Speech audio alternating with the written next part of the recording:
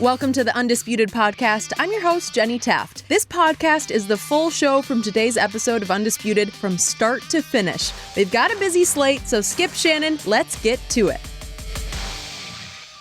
Welcome to Undisputed. We are live from Los Angeles. I'm Jenny Taft here with Skip Bayless. Shannon Sharpe on his way to the Hall of Fame for the ceremonies this weekend. Oh, so you're not in the Hall of Fame yet. Is that how it goes? Hey, Skip. Oh. Hey, Skip. Hey, Skip, how are you? Yeah, I'm fine. By the way, one day maybe you'll be in the Debate Hall of Fame, but you're a long ways away from that, as we keep seeing. First ballot. Yeah.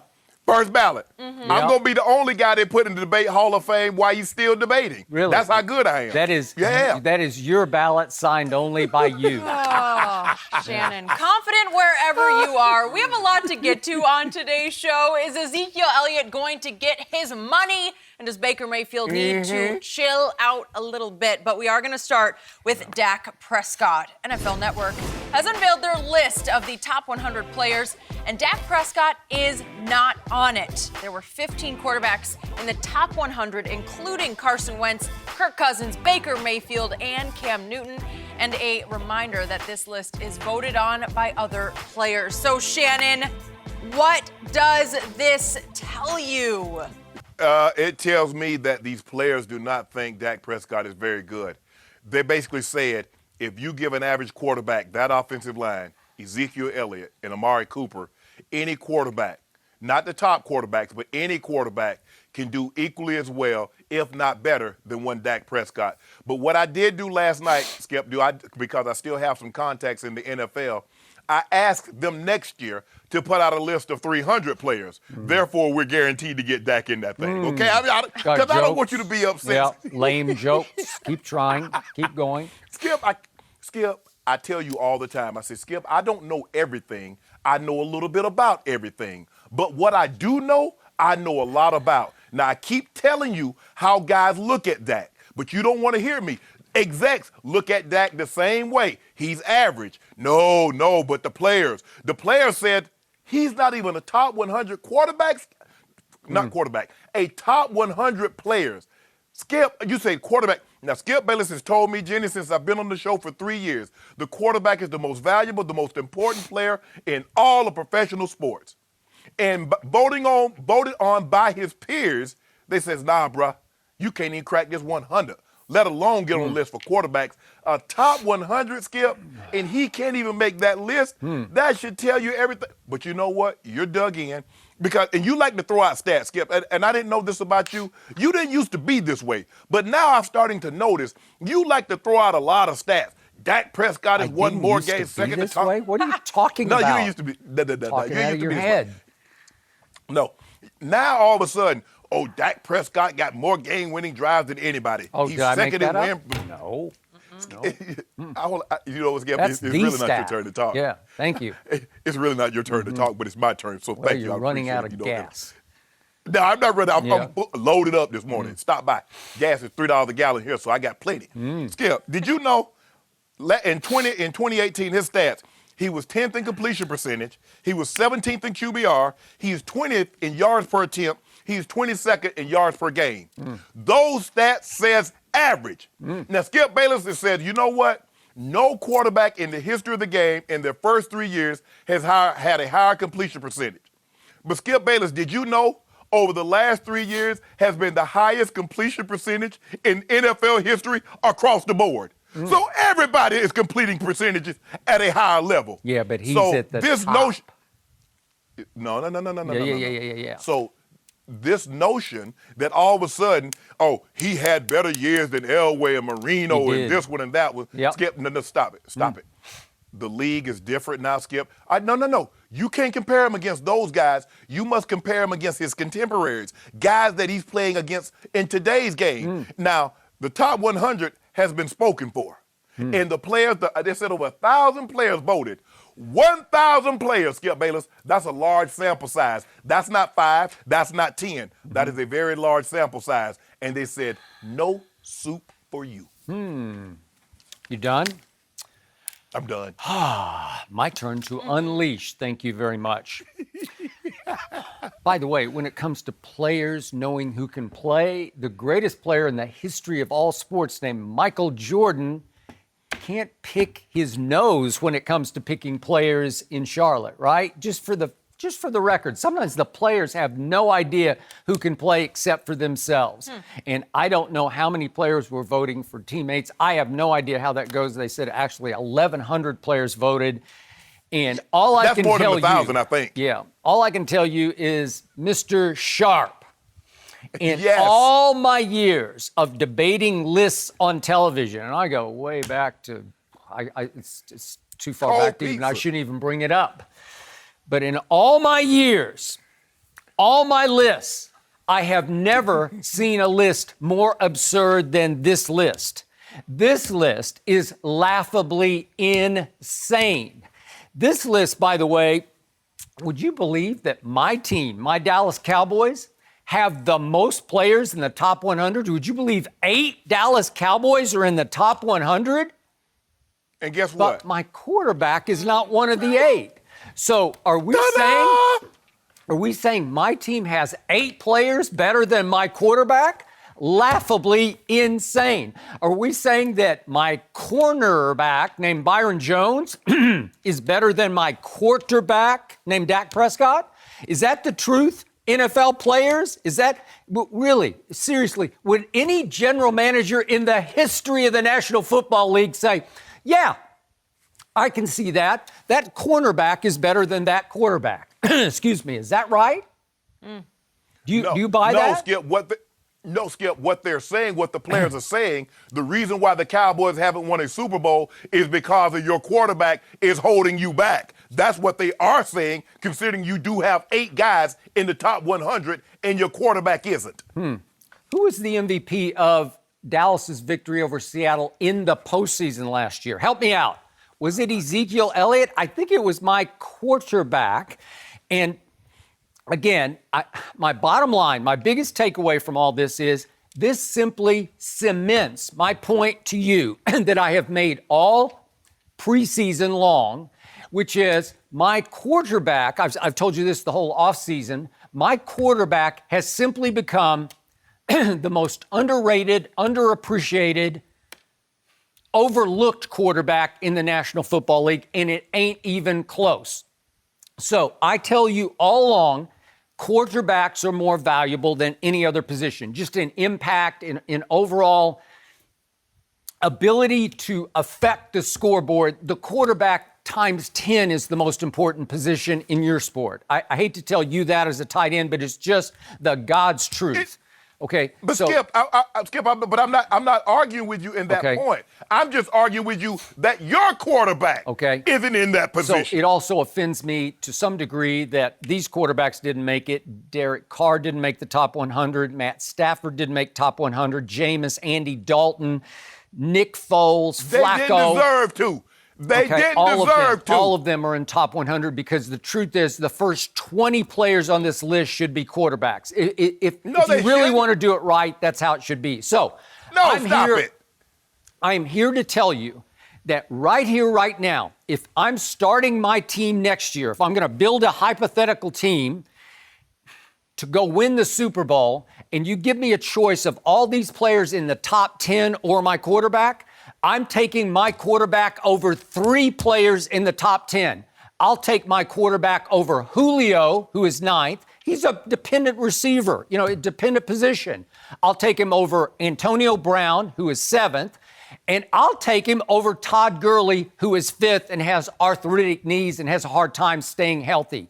I'll take Dak Prescott, who, by the way, has not missed a single game in 3 years and has turned into one of the great young leaders in this sport today. I'll take Dak over any of those 3, and I will beat you with Dak Prescott because they can't do what he does because they don't play his position.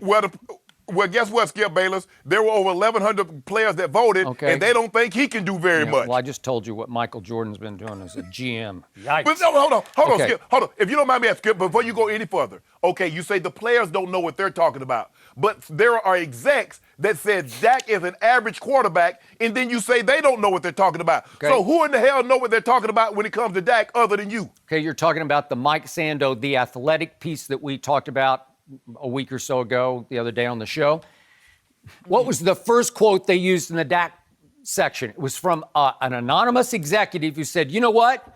I think I'm paraphrasing, but he's saying he's being underrated because this time next year we may be talking about him as a one, as in he belongs in the top tier. Yep. Because you saw that over the last 8 games last year when Amari Cooper joined the Dallas Cowboys and he finally had a trustworthy, dependable, wavelength wide receiver as a number one target. What happened? They just took off and went 7-1. Dak Prescott over the last 8 games had the 3rd most passing yards in the NFL and the 4th most completions in the whole NFL. So I don't know, maybe when he got a number 1, that helped. Now let's go back to the list. Yep. You just hold on. You just said that you would take Dak over Julio and AB, who play a dependent position. I would. But then turn around and hype up Amari Cooper. So it looks like your quarterback is dependent also. No, he just didn't have a target. He had no help. He had Des Bryant dragging him down in 2016 and 2017. Well, I'm sorry he did. Where's Des now? He's on his couch. Hi, Des. How you doing? So, back to the list. So Aaron Rodgers again makes the top 10. I have no idea how because the truth be told, my quarterback has faced Aaron Rodgers 3 times and has outplayed him all 3 times. Go look at the numbers. Go look at the QBRs of those 3 games. My quarterback has averaged an 80 QBR in those games. Aaron Rodgers, a 62. Speaking of QBR, who led all the playoffs in QBR last year? My quarterback, not the postseason. He led. Now, how can you explain that? And then, to your point, you brought it up, no quarterback in his first 3 years has ever had a higher completion percentage. Are you telling me back in John Elway's day, your day, that it was harder to throw the football to Shannon Sharpe? Yes. I don't think, was the football harder to throw? Is the ball different now? What are you talking about? Skip. You know it's Skip. John Elway never, in 16 years, John Elway never completed 60% of his passes. Okay. Are you telling me Dak Prescott, because he's completed 61%, is better than John Elway? You know the way the rules were set up back then, the way they can manhandle receiver, the way they could attack the quarterback. It's a lot easier to throw and complete passes in today's games than it was back then. Skip, you know that. Dak Prescott is not yet better than John Elway. I'll leave it at that. Not yet. Now, not ever. Back to stats. This is you can't argue out of this one. No quarterback over the last 3 years has had more game-winning drives than Dak Prescott. No quarterback except for Tom Brady has had a better starting record over the last 3 years. Dak is 32-16. Leadership, durability, top of the list. Then against the arch rival, I'm not finished, the arch rival Philadelphia Eagles last year, 2 fourth quarters and 1 overtime. Dak totaled 24 of 28 for 331, 4 touchdowns, no interceptions, and beat his rival Eagles, the defending Super Bowl champions, twice in the division. Yet he didn't make the top 100. That's insane, laughably insane. Then we get to what happened down the stretch. That team took off. He won a playoff game. And then let's go back to the top of the list, shall we? Mm-hmm. Yes. I respect Aaron Donald, but what did he do against my Dallas Cowboys? Now I've seen 2 games. I saw a 2017 game and I saw a playoff game here, 2017 at Jerry World. Guess what Aaron Donald did in that game, Mr. Sharpe? Look at the numbers. He had 2 solo tackles. This is the regular season game. One by the Rams, shootout, 35-31. 2 solos, no assists, no sacks. At the Coliseum in the playoff game, albeit one by the Rams, 2 solo tackles, no assists, no sacks. So he registers a grand total of 4 tackles with no assisted tackles and no sacks in 2 games against the Cowboys. Guess what? I don't remember Aaron Donald playing in either game. So how did he impact those games? I don't know. Help me out. But see, because you look at a situation, it's hard for me to believe that someone goes into a game and they say, we're going to take our guard, our left or right guard, and we're going to single Aaron Donald. So you got him all by himself. You talk about Tom Brady and the historic performance that he had against San Diego, the L.A. Chargers last year in the divisional round, and in Kansas City in the championship game. But can you tell the people what he do in the championship game against the Denver Broncos in 2015? Absolutely nothing, because they were hitting him upside his head. You see the difference when someone make it a point to put emphasis on, we must stop you. Okay. We can do that. All right. So in that AFC Championship game, Von Miller took the game over. I saw it. You know, you can't deny it because he just keeps flashing across your TV screen, right? Correct. Then, yes. What happened in that Super Bowl? He annihilated Cam Newton, and we all saw it, and we said, gee, Von looks like he's the MVP of the Super Bowl, right? Have you ever said that about an Aaron Donald game where you walked away and you said, boy, Aaron Donald just took that game over? No? Yeah, I watched him in that Monday night game against the Chiefs, and I said that's the best player in football right there. Really? And you saw that also. Yeah, you saw it. He had a very good game that night. I don't know that he took it over because what was the score? It was like 60-59, right? So you dominated it? Aaron Donald dominated that game? Really? He had 3 sacks, 2 forced fumbles, 1 led to a touchdown. But here's the thing. You mentioned this. Dak Prescott has 5 guys on the offensive side of the football that made the top 100, but he didn't. Now, I keep telling you, people look at him as the albatross that's holding the Cowboys back. But you didn't want to listen to me because you said, I'm the president of the Cowboy Hate Club. You are, and I don't listen to you. Go ahead. But now, after 1,100 players have spoken, does 1,100 people hate Dak Prescott? I believe they actually like Dak Prescott. They just do not believe that he's very good. And 2 things, remember, Skip, can be true. You can be a great person. So I have now seen Dak Prescott play twice against the Rams quarterback, Jared Goff. I would take my guy over Jared Goff every day or night. Every day or night. So my guy had a QBR on a scale of 0 to 100 in those 2 games, an average QBR of 83 in those 2 games. Jared Goff had an average QBR in 2 games of 52. My guy outplayed him. Any executive, any player with half a brain would sit back and watch those 2 game tapes and say, you know what? Number 4 outplayed. I don't know what Jared Goff's number is, but whatever the guy with 16, I think. He's 16. I think he's 16. The goat horns on, right? As if he's the goat. Yeah. So he was number 32 on that list. Jared Goff was 32. My guy was number 0. He's out of the top 100. Really? Interesting. How about this, Skip? Until they start using QBR to quantify score. See, now you keep telling me, I told you Patrick Mahomes outplayed Tom Brady in the AFC Championship game, but you turn around and your argument is, who won? Now, I tell you, Aaron Rodgers, you say, well, Dak Prescott and Aaron Rodgers have played 3 times. I say, well, who won? But he outplayed him. Well, at the end of the day, is it about wins and losses or is it about style and QBR? I did not agree with you that Mahomes outplayed Brady in the AFC Championship game because in overtime, Brady completed 3 straight 3rd and 10s for first downs. Oh, but let me ask you, who had a higher QBR? Huh. Who had a higher QBR? Mahomes Who had a did. higher QBR? He did. Mahomes okay, did. then. Brady played so really he outplayed well. him. Yeah. No. Brady had 2 interceptions and 1 was in the end zone. Yeah, so theoretically. You ever seen a better overtime drive than Tom Brady's? Ever. Under pressure. Any playoff overtime drive. You ever seen a better one? Have you ever heard of a quarterback converting 3 straight 3rd and 10s? I've never seen that ever. I have not. You remember Ryan Fitzpatrick in overtime when Bill Belichick gave the Jets the ball and they went right down the field and you got so upset. You remember you came in and you were livid that Bill Belichick would give the ball away after Tom Brady had tied the game up and he gave the ball to the Jets and Ryan Fitzpatrick marched them down the field and they got a touch. A, not a playoff game. B, he didn't convert 3 straight 3rd and 10s. Nobody's ever done that before. It's historic. Hold on.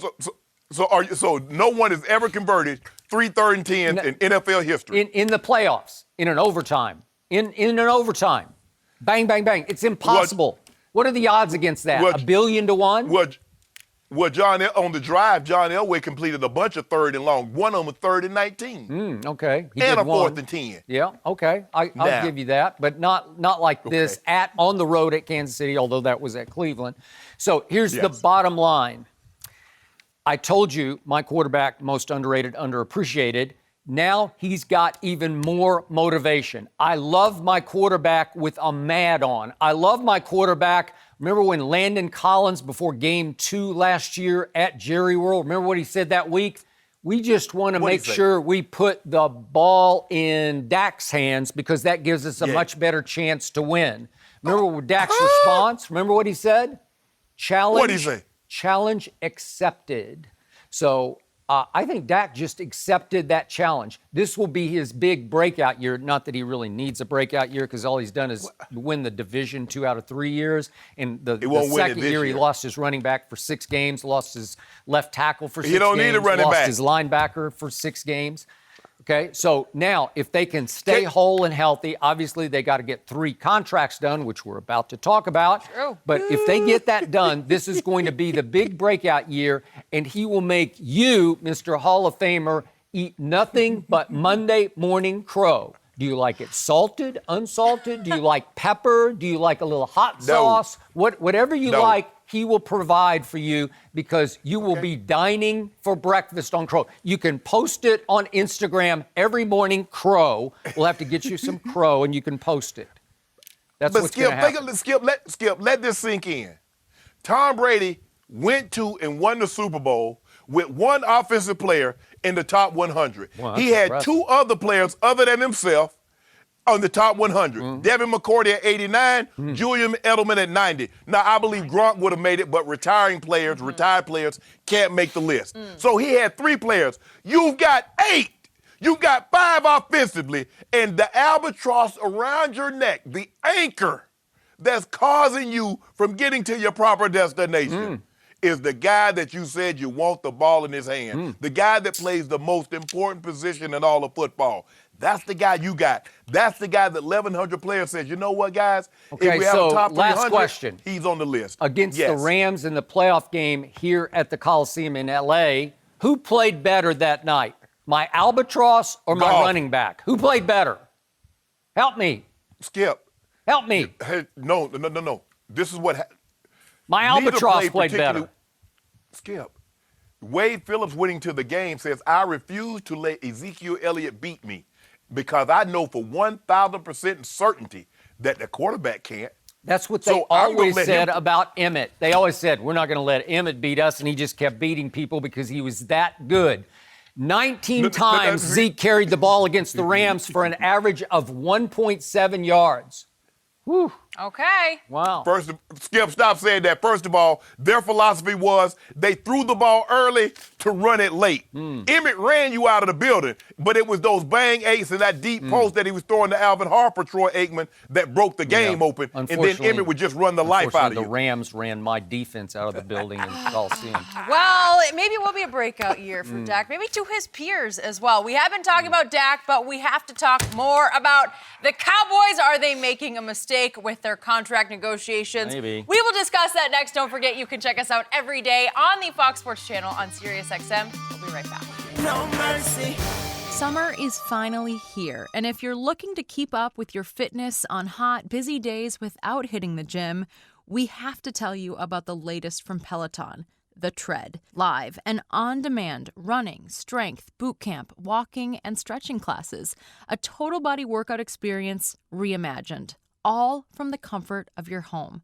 To clarify, this is not another treadmill. Unleash your inner competitor. Live performance metrics like speed, incline, and mileage. Push yourself even further with real-time encouragement from your instructors and other members in class. Work up a sweat with world-class instructors who are running, walking, stretching, or lifting right by your side. The motivation is real-time and crazy effective. Discover the immersive and challenging total body training you can get from Peloton Tread. Peloton is offering listeners a limited time offer. Go to onepeloton.com, use the code UNDISPUTED to get $100 off accessories with the purchase of a tread. No mercy.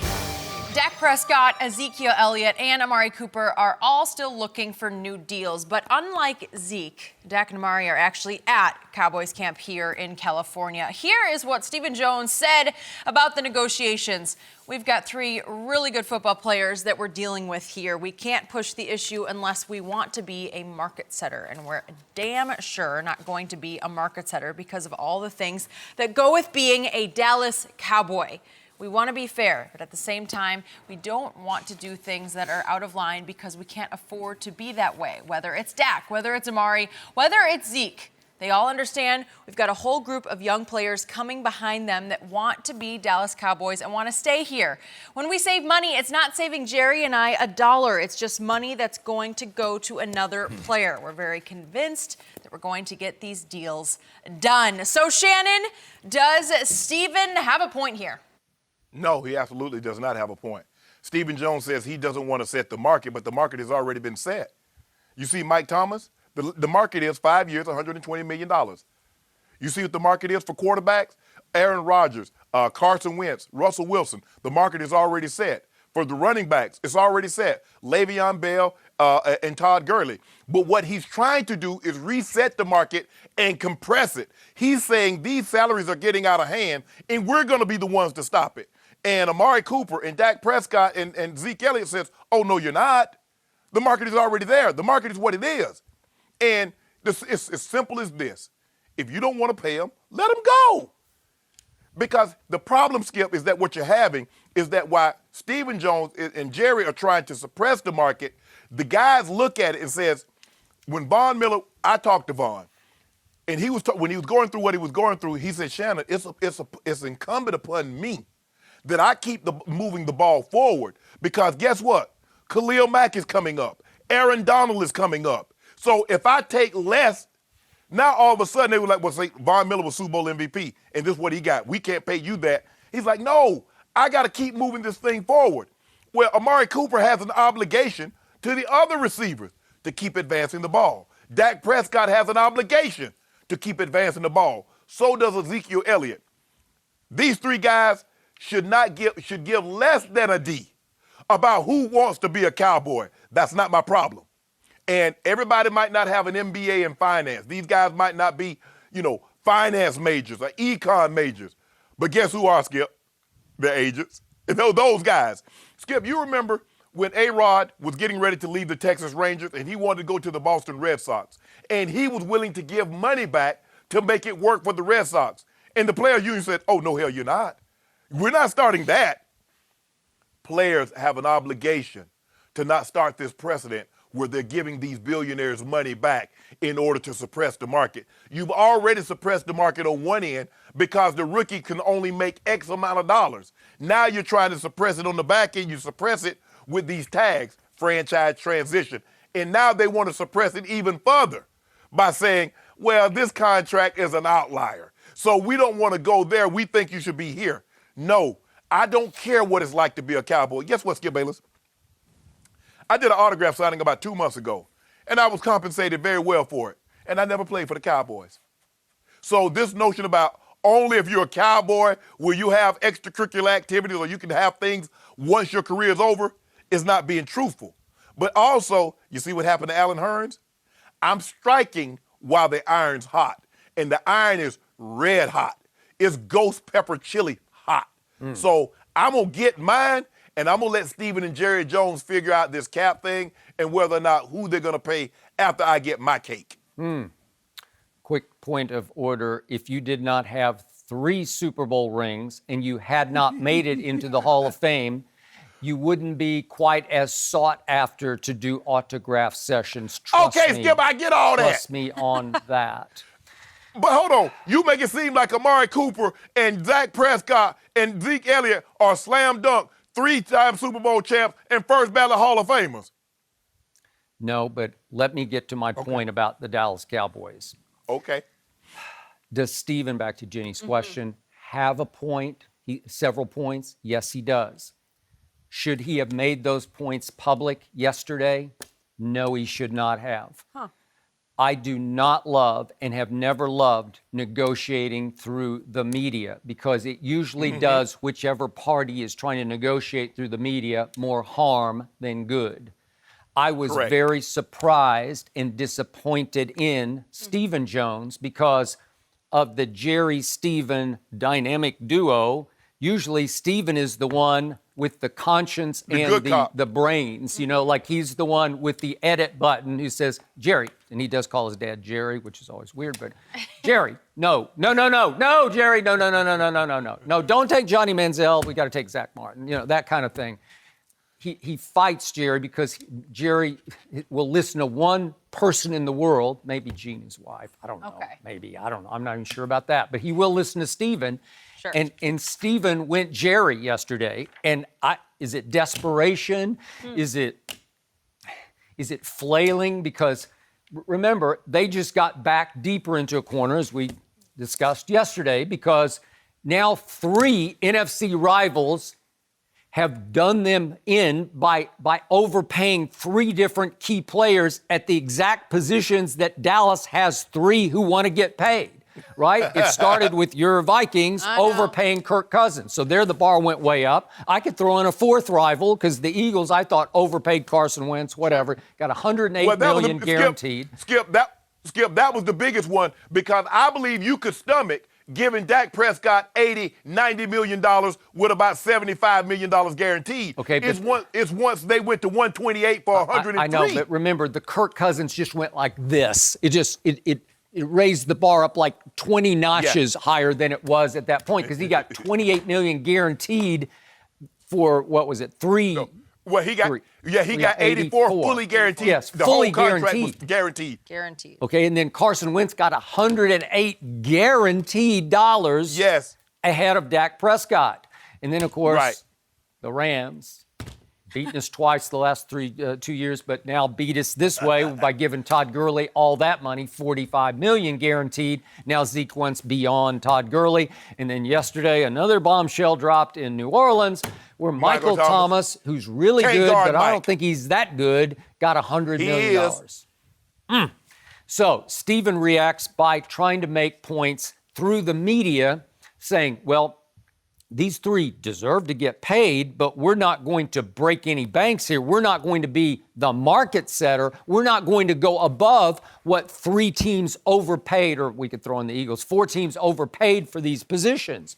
So he's trying to throw in the points that are valid ones, especially when you play a premier position, quarterback, running back, receiver. If you're a Cowboy and you are playing for America's team, you reap the benefits of the brand association because that star in your helmet makes you a little more famous than you even are. It just always has. What did I say last year? Dak had, by mid-year, he had, I think, a dozen commercials, national TV commercials. Really? So the quarterback who did not make the top 100 had a dozen commercials. Why is that? Because he's the quarterback of America's team. Period. End of story. Did he not reap benefits of having star on helmet? You better believe he did. Does Zeke not reap some benefits? He's got this going, but he's got that going too. He's got the star on his helmet. So it's not hometown discount. It's America's team discount because you're getting something back for the privilege to play for the Cowboys. Well, Skip, here's the thing. Would you take that in consideration that I'm playing for the Cowboys? That if I wasn't living up to the contract, if I wasn't playing very well, how does that help me if I don't play very well long term? So is that going to help Allen Hurns? Is that going to help some of these other guys that they've released? No. If Skip, now Dak Prescott said something 3 weeks ago that went very, very unnoticed. He says, we know our worth. He says Amari Cooper deserves to be the highest paid. Ezekiel Elliott deserves to be the highest paid, and I deserve to be one of the highest paid. That lets me know that they know their value and they're not cutting a discount. Yeah, his point, he went on to say, because gambling is now going to become part of the product, and the cap keeps expanding every year. And his point was, if you don't let us market set now at our 3 positions, within 2 years, he said, we'll be the 3rd paid or the 5th paid, because it just keeps going up. Yes. Jerry knows that. Stephen knows that. They're going to figure that part out. But Stephen also has tossed out the fact that Texas has no state income tax. Does that count? Does that factor? That's a difference. Hey. Yeah. It doesn't have. Yeah. How about California state tax? You like that, Mr. Sharpe? No, I do not. Skip, I do not like that. It's the worst. But also, guess what? They don't have state income tax on businesses either. Is the Cowboys a business?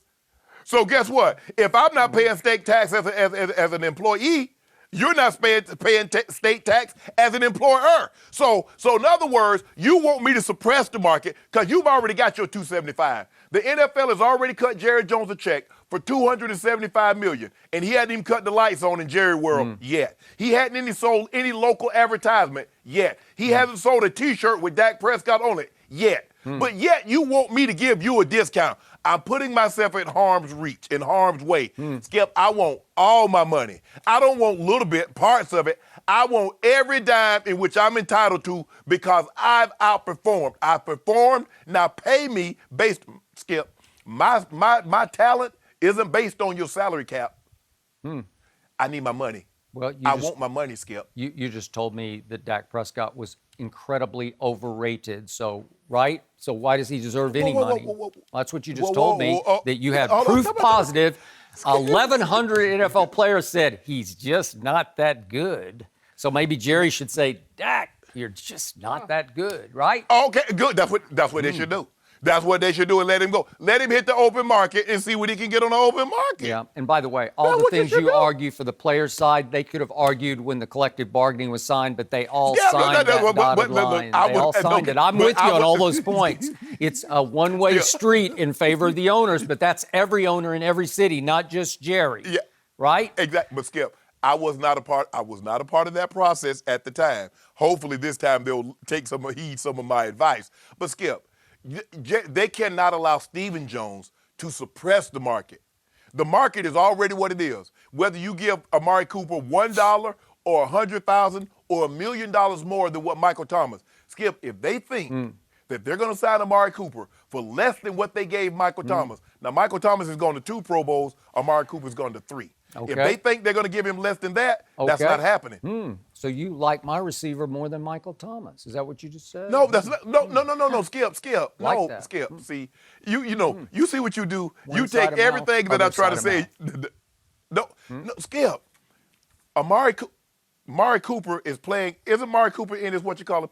If I'm not mistaken, Skip, he's in his option year. Yeah, no, he's Michael Thomas had another year. Okay, but Amari's scheduled to make $13.9 million. Right. Dak is scheduled to make $2.1 because he was a 4th-round pick. Okay? But my point is, Michael Thomas had another year. Okay. Last quick point, opposite your first point that you made to start this discussion. You say quarterback suppressing market. There's one quarterback who suppressed it for the last 5 years.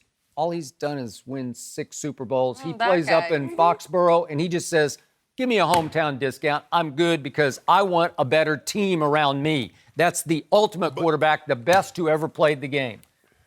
But let me ask you a question.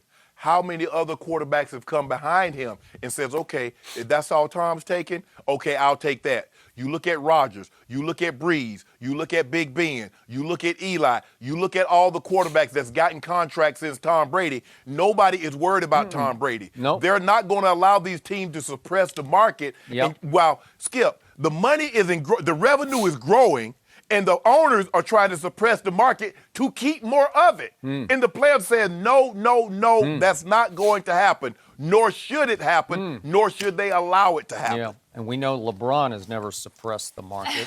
Wait, this ain't about LeBron. LeBron ain't got anything to do with this. Just a quick little note. No mercy. this is interesting because Shannon was so confident yesterday that the players would vote Aaron Donald over Tom Brady in the top 100 player rankings that he tried to bet some dew on it. Well, Skip smartly did not take the bait. Somebody had inside information I did not have. Go ahead. And you tried to act like you didn't, Shannon. Yeah. Despite winning his 6th Super Bowl last season, Brady was voted the 6th best player in the league behind Todd Gurley, Pat Mahomes, Khalil Mack, Drew Brees, and Aaron Donald, who took home the top spot. So, Shannon, do you agree that Donald should be ranked ahead of Brady? Yes. He had a dominant year. 20 and a half sacks for a defensive tackle is phenomenal. The 25 tackle for losses is unbelievable, and he's doing this with constant double teams. When you start mentioning, when you're in your 3rd year, 4th year, and you start throwing the names around like Joe Green and Warren Sapp and Johnny Randall, and those guys are Hall of Famers and dominant defensive tackles, the best defensive tackles that's ever put on a uniform, and that's the kind of class that Aaron Donald's in. Yes, Skip, if you listen to the guys that talked about Tom Brady last night, because it was the first time on the ranking since they've had the ranking, and I think the ranking came out in 2011, that Tom Brady's been outside the top 5. They said he had a down year. His stats were not like what they used to, and that's not saying that Tom Brady is terrible. Tom Brady is still a great player. Okay, you want to make the case that he's the GOAT? Fine, go ahead. But this is not a Lifetime Achievement Award. This was based on 2018. In 2018, Aaron Donald had a better year than Tom Brady. And Aaron Donald is the most dominant player at his position. And so this is not about, okay, he plays the most valuable position, he plays the most important position, or he's the most important player to his franchise. Who was the best player in 2018? The players had spoken. Now, we're not talking about, well, he doesn't touch the ball every time. I get all of that. But it's hard for me after watching the game, having studied the game like I studied the game, it's hard for someone to convince me that there was a better player in 2018 than Aaron Donald. I believe the players got it right. And Skip, for me, I wish they could have had this in the 70s or the 80s or 90s, because it would have been hard-pressed for me to believe, Skip, that Lawrence Taylor wouldn't have been on top of that list a couple of times in the 80s and the 90s. Maybe even Reggie White, Jerry Rice. So it's hard for me to believe this notion that a quarterback must be at the top of the totem pole every time we have a list. That's not true. And I believe Aaron Donald is more than worthy, and he should have been voted the number 1 player because last year he was the best player in the NFL. You know, Jenny, the other day I kept thinking, boy, Shannon keeps telling me he sees something I don't see. So I went on Wednesday and got my eyes checked. For the first time in a long time, actually. I actually got my eyes checked. Dr. K, thank you very much. And you know what? I got a completely What'd he say? Clean bill of health. He said, you got perfect eyes.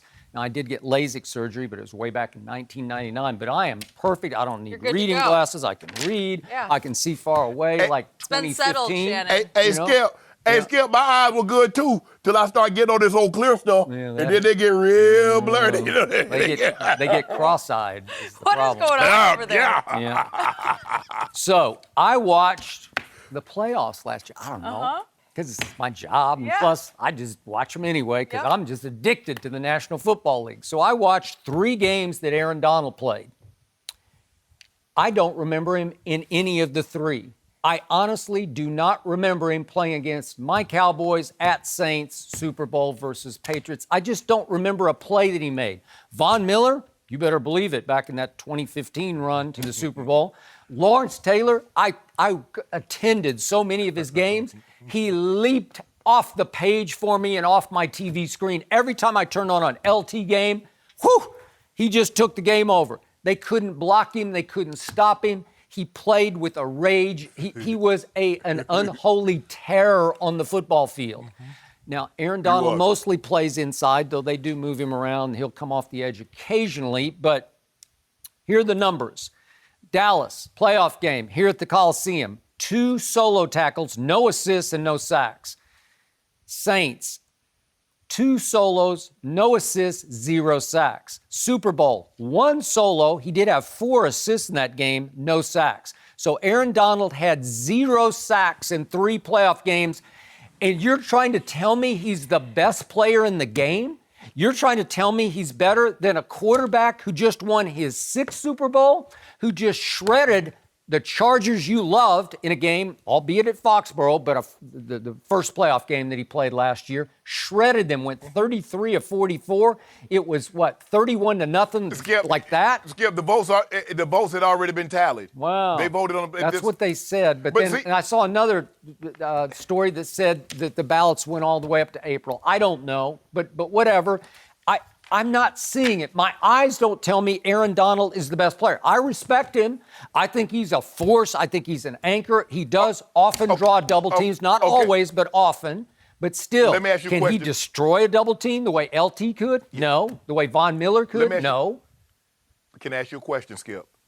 What did Tom Brady do this year that had never been done before?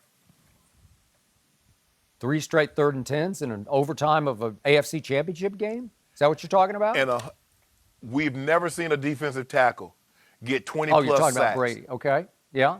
Yes. Okay. That's what Aaron Donald does. What Aaron Donald did, Donald. yeah. Okay. Yes.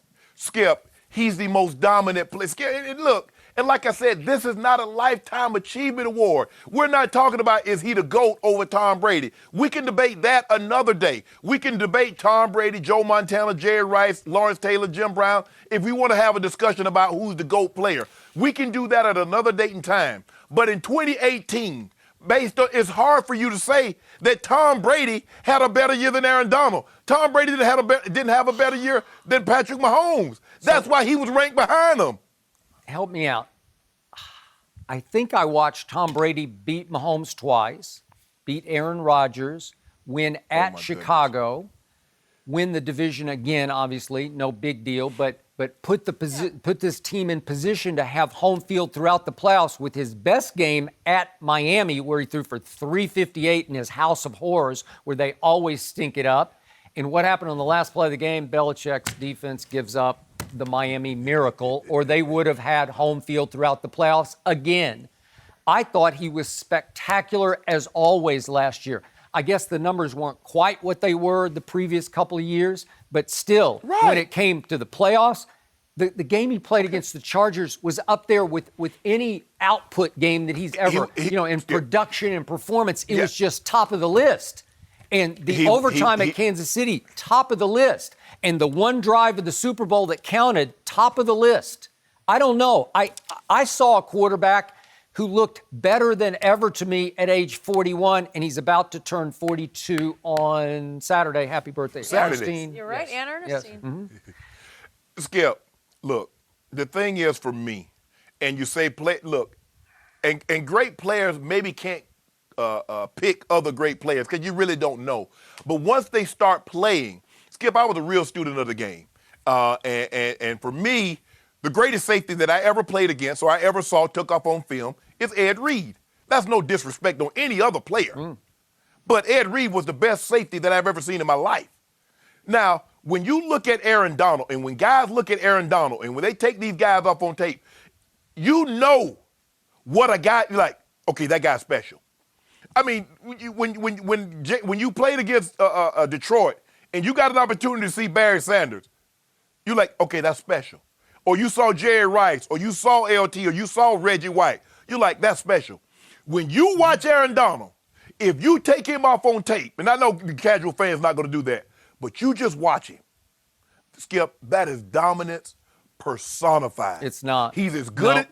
He has an. It's Skip, really he has good, an but it's not dominating. I'm sorry, it's not. No. Skip, trust. Skip, I usually look. No. I do a lot. Skip, Trust me. I would lie for you. I would never lie to you. This guy's as good as we have in the NFL right now. Maybe right now, but he's not better than Brady. Skip, he has a and chance. By the way, Patrick Mahomes is just not better than Tom Brady right here, right now. We saw one starting year in Skip, which that's the my NFL point. did not have the offseason to try to figure out what are the kids' weaknesses, right? Skip, that's what I'm saying. This is not a lifetime achievement. This doesn't go back 2017, 16, 2008. This was about 2018. If you were going to sit here and say that Tom Brady had a better year Now, I'm not saying that the end result, because obviously you want to win the Super Bowl. But there's no way, Skip, you can make an argument that Tom Brady had a better year than Patrick Mahomes. I disagree with Drew Brees being ranked ahead of Patrick Mahomes. But that's neither here nor there. That's not what this discussion is about. This year alone, in 2018. Brady, Mahomes on the same field Sunday night, Foxborough, fourth quarter. This is where Tom Brady has made his money, although he takes a hometown discount. Tom Brady in the fourth quarter against Kansas City threw for 182 yards. That's beyond anything Mahomes did all year. I'm sorry, he's just better. He's smarter. He's more efficient. No, he's not, Skip. He's a better leader. No, Skip. And his team beat Mahomes' team. I'm sorry, beat him twice. He did not have a better year. Oh, so what about them 21 extra touchdowns? Okay. That Tom Brady left on the field? Okay, just real quick. I know we're running short of time here, but I got to do this because there was one great quote in that Mike Sando, The Athletic article about Pat Mahomes, and it rings so true to me because it was from a former head coach, and he said, you play for Andy Reid and you're going to have numbers to the point where what's-his-name thinks he's a Hall of Famer, and that's Donovan McNabb, my friend. I love Donovan, but that's the point. You're going to have numbers. What Mahomes did was still amazing. I just don't know if you continue to play the way he plays and not have big mistakes. He reminds me of Favre, and I think he's going to end up having Favre moments. He only started for 1 year, and you're proclaiming him better than the 6-time Super Bowl champion? That is laughably absurd. And Game over. 2018, yes, Patrick Mahomes was better than Tom Brady in 2018. Absolutely. Knee-jerk, prisoner of moment. Can't wait to see what he does this season. Can he top it? Everyone's going to be watching carefully, especially these guys around here. This next story has to do with Tom Brady, but for an interesting reason, because we're also talking about LeBron. Is he getting too much criticism for dunking at Bronny's game? We'll go there next. No mercy.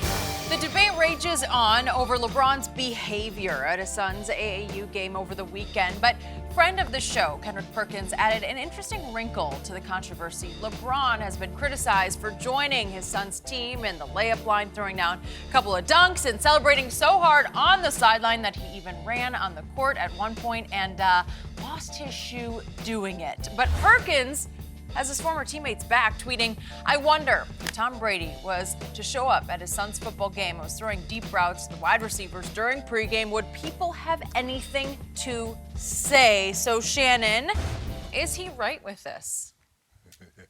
I don't necessarily agree, and I love Perk. And Perk makes some very compelling points, and he normally has a lot to say. And he's very thoughtful in his thought process and what he speaks, Skip. But I'm going to disagree because I believe there will be criticism of Tom Brady. There's always going to be criticism in some aspect. If everybody agrees with everything you're doing, you're not doing something right. And, Skip, I think the thing is that when I was, you say I don't criticize, I'm not objective enough on LeBron.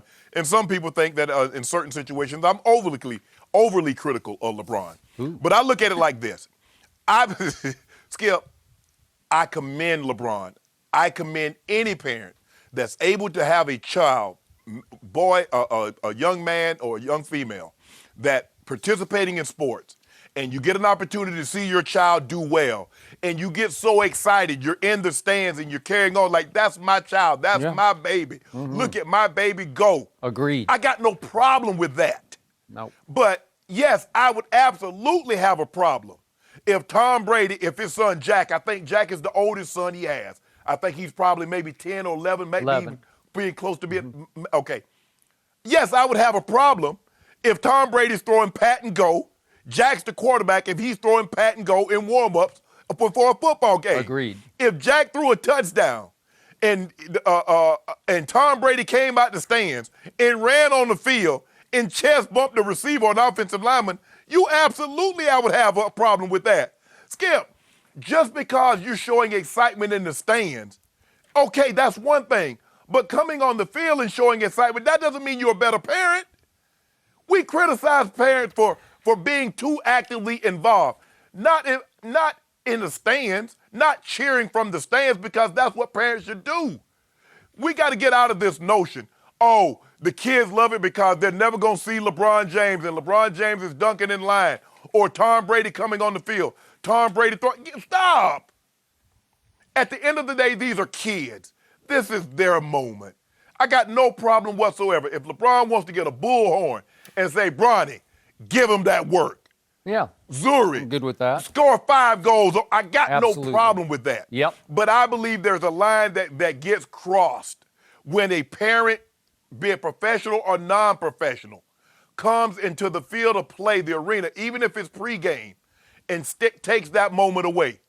That's my opinion. That's the way I feel. And I believe Tom Brady would get criticism if Jack is the quarterback on a team and he comes out the stands and started throwing pat and go. And if Jack were to throw a touchdown, would come out there and chest bump a bunch of guys on the field. Yes, I believe Tom Brady would get criticism, and rightfully so. Okay.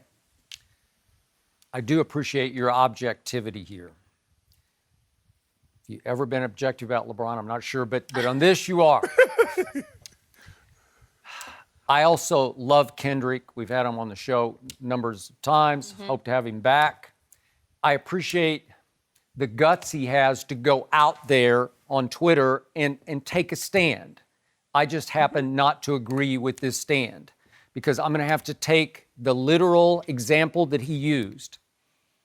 You know how sacred Tom Brady views the quarterback-receiver rapport and relationship. It's the essence of what he does. Quick release, timing, anticipation with the wideout, Julian Edelman, who is completely on his wavelength. So the last thing I believe Tom would ever even consider doing is going out during pregame while the kid quarterback and Pop Warner is trying to continue to establish rapport with his receivers and preempt that, upstage that by saying, let me throw to the receivers. But let's take it one more hypothetical step. If he did, at least it's a collaboration. If young Shannon's on the field, he could say, I caught a pass from Tom Brady in pregame. It would probably happen more in practice. You know, if Tom went out, if the receivers begged Tom during a practice, Mr. Brady, please throw us a couple of passes. Okay, practice ends, and you go out and they run a couple of pat and goes, and he throws them a little deep ball, and they catch it. Okay, is that a cool thing for those little kids? Sure, that would be a cool thing because it's a collaboration. They have to catch what he throws. Would he throw him a rocket? No, he's not going to try to knock a kid down like Peyton did in that Saturday Night Live skit that he did. That live skit. Right? Okay. Good memory. But the point is that LeBron didn't collaborate in the layup line. I told you, if he'd gone out for his kid, Bronny, and throwing him a little alley-oop so that Bronny could dunk pregame, that's cool. You know, that's like father-son. And LeBron is obviously all-time great, so it's like a cool thing to watch. But he didn't do that. He got in the layup line with 8th and 9th graders, and when it was his turn, he goes up as hard as he can go, and he slams it. He thunder dunks it as hard as he can dunk it. That just upstaged everybody. That wasn't about parenting. That was about LeBron failing to manage his own ego. And again, I'm going deeper psychologically here, but he's had a hard run over the last 6 odd months. The Clippers are now taking over LA. The Clippers are now favored to win the NBA championship in quote unquote his town. And I think he's feeling a little underappreciated and out of the spotlight, and he's attention starved. And he knows if he dunks in his kid's layup line, it's going viral because he's LeBron. It's just shocking to see it. I'm not going to go that far. I don't think he thought that in depth. But for me, this notion is that if I have a child and I'm a professional athlete and I don't come on the court and I don't celebrate with them, I'm not a good parent. Okay. When did that ever happen? Because Skip, I'm hearing that. Skip, I believe you can be a great. So every parent that doesn't come out there and take BP, if A-Rod had a son and he doesn't take BP, but he shows up at the game, he's not a good parent. Tom Brady doesn't throw passes in pat and go line, he's not a good parent. If Shannon Sharpe doesn't get out there and run routes with his kid, he's not a good parent. The only point I've ever tried to make and was trying to make, Skip, I just felt he stepped over the line once he, like I said, if he wanted to shoot a shot from the sideline, got no problem with that. Okay. But once he did this, I thought he was wrong. Okay, now that's upstaging his kid and all the kids in the layup line. Right. But this is my 2 cents from a distance. He is not a bad parent. not only is he not a bad parent, far from that. I think he might be a great parent. I have no issue with him cheering for his kid because he is so into it. It's fun to watch. How many parents did I grow up watching who did that? And by the way, I wish I'd had LeBron as my father because my father was an abusive creep who never went to one of my games and did nothing but try to tear me down. LeBron is trying to build his kids up, and it's like LeVar Ball. You know, do you love to a fault? Do you love them too hard and too much? Do you go a little too far with it? Maybe, but I'd rather have that than what I grew up with. I'll tell you that. What makes LeBron such a great parent is that he had really no one to look to for guidance. Okay. His mom and dad weren't together, so he's like, I got it. Like, but his mom was there. I just believe his mom was there. Yeah. He just knew what he didn't want to be as a parent. Okay. And I think he goes above and beyond that when his kids have something, because a lot of times they say after a long day, he's going to make sure, if at all possible, he's going to be at basketball games. Okay. If Zuri has a recital or something, he's going to make it a point to be there. And so I think he's not a good parent. He's a great parent. Okay, I'm with you. But I just disagree with him in this situation. And by the way, for Kendrick, Tom Brady has been hugely criticized for his parenting skills with both his son and his daughter because remember Tom versus Time, he kissed his son. And again, I don't ever tell anybody how to parent. My parents would have never even thought about kissing me, but that's how I've told you, Tom's best friends his age say when he sees them after a while, I know my friend Jay Feely always says, first thing Tom does, comes up and kisses him on a cheek. That's just that's how he was raised and how he's raising his son. I got no problem. That's his choice. That's his parenting. Yeah, Skip. And then remember, he took his little girl to the edge of the cliff and it looked like she wasn't quite ready. She's 6 years old and he cliff dived with her. And it was a little scary, but okay, I assume Mama was there. I assume she had signed off, but I don't know. But he got widely criticized for that. So there are two parenting moments where Tom's like, he took his share of abuse, right? Mm-hmm. Right. And for me, Skip, the one thing I'll never do is tell a parent how they should or shouldn't love their kid. For me, you know, the way my grandfather always said, and people my age will relate, you got a roof over your head, you got food in your stomach and clothes in your back, I love you. I ain't got to kiss you and tell you I love you and do all that other stuff. So if you want to kiss your child or however you want to show affection, got no problem with that. None whatsoever. But I agree with you. I believe had Tom Brady done something similar at a football game, I believe Tom would have taken some criticism. And that's what the crux of what we're debating now. If Tom Brady had thrown pat and go when his son on the field, would he have gotten some criticism? Yes, I'm sure some people would have said the same thing that they're saying about LeBron. They're never going to get an opportunity to catch a pass from LeBron. They're never going to be on the field with Tom Brady like they are on the court with LeBron. But I just believe in this situation, and I don't think LeBron has done a whole lot wrong. But I just disagree with him in this situation. I was growing up and thinking about playing sports. I don't remember the parents that were overly excited. I remember the parents that got escorted out of stadiums, that were yelling at refs.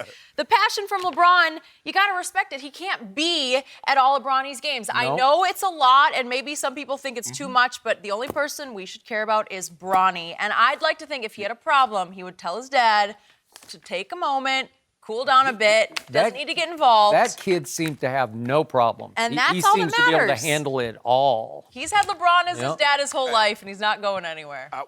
Hey, LeBron, let your boy get them old purple 16s, though. Oh, here we go. That's what we're going on. Yeah, let me get the purple 16 bronze. Yep. Okay, does Dak Prescott deserve more respect? These two, different opinions. We'll tell you next. No mercy. NFL Network has unveiled their list of the top 100 players. And guys, Dak Prescott is not on it. There were 15 quarterbacks in the top 100, including Carson Wentz, Kirk Cousins, Baker Mayfield, and Cam Newton. And a reminder that this list is voted on by other players. We're joined by Fox NFL analyst Greg Jennings. Greg, good to have you with us today. Good morning. Greg, does Dak belong in the top 100, in your opinion? He doesn't. He does not. And the reason why I say that, the reason why I say it is when you're looking at who's voting, you're looking at the players. The players aren't looking at this from a lens of the value of a player and America's the position. team. They don't care about that. They're looking at the impact, how great your impact is, and how you bring everybody else around you up. Okay. Period. And so when you look at the Dallas Cowboys and Dak Prescott, you don't see him elevating. You don't think of him elevating everyone else. You think of everyone else assisting him, and that's how he's viewed. It doesn't mean that he's not a great player or a good player. It just means that he hasn't done enough in the players' eyes to where, you know what? He's impacting and influencing everyone else around him versus being influenced by everyone that we're putting around him. When you talk about the other players that are listed from the Dallas Cowboys on this top 100, they're tops in their positions. They're like at least top 10, 12 in their position. But So when you time out. So Leighton Vander Esch, as a rookie, proved to you he's better than Dak Prescott. Just for the record, I just want to know. That's what we're saying? In his position. Yes. He proved to the players he was. Yes. Oh, okay. He stood out that much. really? Any rookie that makes this list, you're doing a lot. Your wow factor is there. Really? And that's what it takes with players. It's not just about the position and the value of that position and how everyone holds that position in great regard. It's, look, when you strap on, am I concerned about you? Am I going to see something special? And that's what Dak Prescott doesn't provide for these players. Doesn't mean he's not a good player and they don't believe that. Go ahead, hater. I love how Greg set that thing up. Yeah. Greg set it up. He had that guy's part. He's like, he is not. You thought he was going to say, yeah, he was deserved really funny. Harsh. Yeah. See, Skip, once you get past the notion that the quarterback is the most important, he's the most valuable player. Once you get past that, because that's not how these players are evaluating it. They're evaluating, when I watch you, when I look across the field and I watch you play, or when I look at you on tape, do I see special? And what it tells me, those 1,000, 1,100 players, or however many that voted, say when I look at Dak Prescott, I do not see special. Skip, he has 3 offensive linemen that made it. He had a running back that made it. He had a wide receiver that made it. And your quarterback? You told me the quarterback is the most important. It's the most valuable player. But he can't make it? That should tell you something, Skip. Everybody can't be like. So, you know, in other words, 1,100 players, 2 analysts on FS1, and a bunch of execs are lying, but Skip Bayless is the only one that can see what we cannot. It has often Come been on, that Skip. way, and I've often That been ain't proven often been right. it. If you look at my career, just check the track record. I'm often, almost always, proven right, and I will be proven right on this one. I've actually already been proven right, but you're not seeing what you should be seeing. No, but all you want to see, and I need you to start with these stats, because if you look at the last 3 years since Dak Prescott's been in the NFL, the completion percentage has been the highest they've ever been in the history. So year 97, 98, 99 was the 3 highest years in completion percentage in NFL history. So he's out completing guys who are getting better and better and better, and he's still at the top of the list. Think about that. Thank you. No. Skip, you're talking about at the beginning. A lot of these guys that have a high completion percentage are already playing. So while you keep saying, okay, he's 10th in completion percentage, but he's 17th in QBR, he's 20th in yards per attempt, he's 22nd in yards per game. That says average. That doesn't say special. So, you know what happened once he got a true number 1 receiver last year for the first time in his 3 years? They took off. When you're special, you don't need that. 7-1 down the stretch, and Dak had 3rd most completions in the whole NFL last 8 games, 4th most yards completed in the NFL over the last 8 games. What does that tell you? He can really throw the heck out of the football. And again, against the division rival, the defending Super Bowl champs, the Eagles, arch rivals, 2 fourth quarters and an overtime, 24 of 28 for 331 and 4 touchdowns and no interceptions, but not top 100. That is asinine, asa 10, asa 39. That's what that is. Or maybe I should say asa 97, because 97th on the top 100 was the cornerback Byron Jones. So you're telling me Byron Jones is better, more valuable than Dak Prescott? Baloney, It's not about value. hogwash, It's not about value. It's not Yeah, Yes, it is. Again, you yes, keep it talking is. about value. Sorry. And by the way, so Byron Jones is more valuable than these other quarterbacks who did not make the top 100. Derek No, Carr, he's Matt the best. Stafford, Jameis, Andy Dalton, Flacco, Nick Foles, the Super Bowl MVP. How about Lamar Jackson? No. And how about Jimmy G? So wait a second.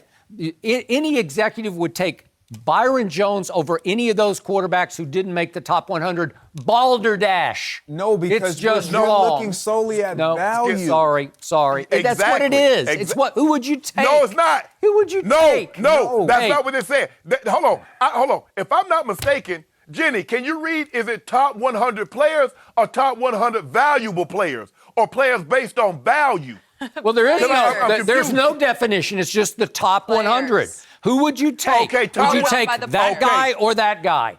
I'm taking my guy over I'm taking 3 in Byron the top Jones. 10. I'll take him over Byron Jones. timeout. I'll take him over Julio. I'll take him over AB. I'll take him over Todd Gurley right here, right now, and I'll beat both of you. If we start our teams right here, right now, my quarterback is 30. What? He's 32-16 over his first 3 years. See, I hate those numbers because that's a collaborative stat. That's a team stat. That's not a Dak Prescott stat. Anybody in the Cowboy locker room would tell you on or off the record, the unquestioned leader of that football team is Dak Prescott.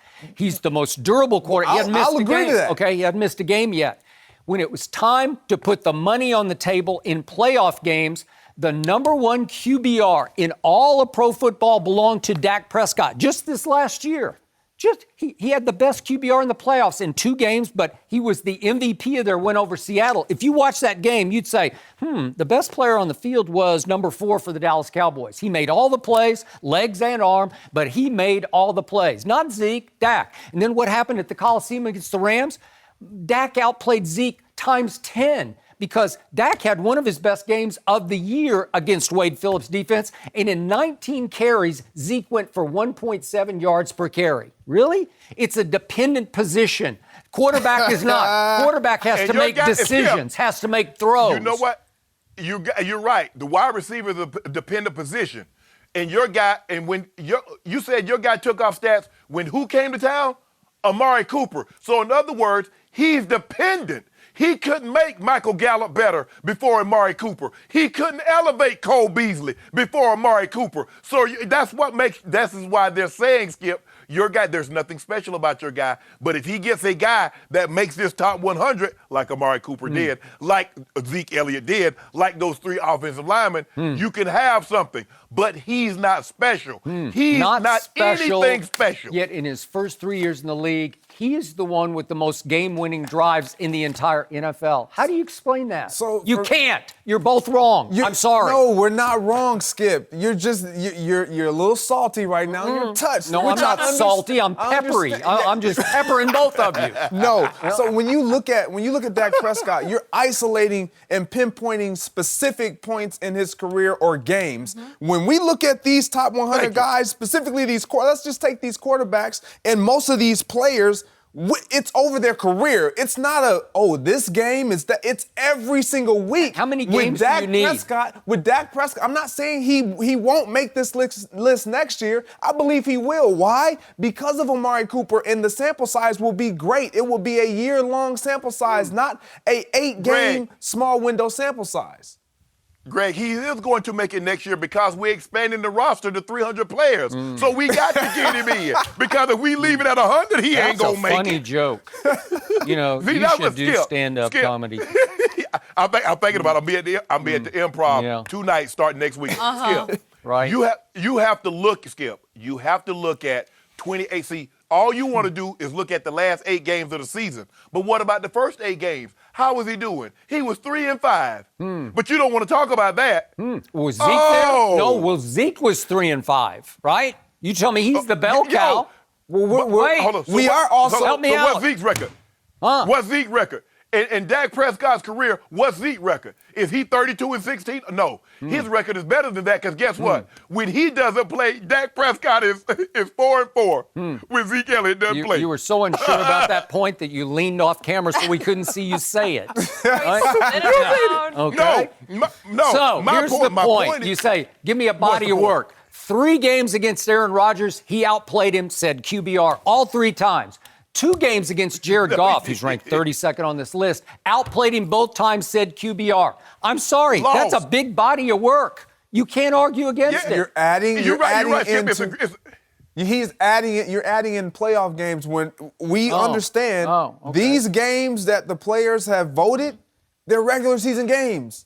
You know what? I don't even care about this. You do care. Going to be so inspired. You care. My guy's going to be so motivated this year because he is backing me up. What is my premise the whole offseason? Most underappreciated, underrated, overlooked quarterback in the NFL has become my quarterback. And good for him. Breakout year is coming. Okay. And you guys are going to be in big trouble. Hey, Skip Bayless, before we go, you mentioned the 3 games against Aaron Rodgers and the two games against Jared Goff. He has a high QBR in all 5 games. But if you don't mind, can you tell the people at home what's his record in those 5 games against Aaron Rodgers and Jared Goff? 1-4, but it wasn't his fault. 1-4, but it wasn't his fault. We are going to leave it on that note. Greg, thank you for joining us. How about this, guys? Yesterday, Baker Mayfield said he is not a jackass. Is he right? That is the first time I've ever said that on live TV. We will tell you about it next. No mercy.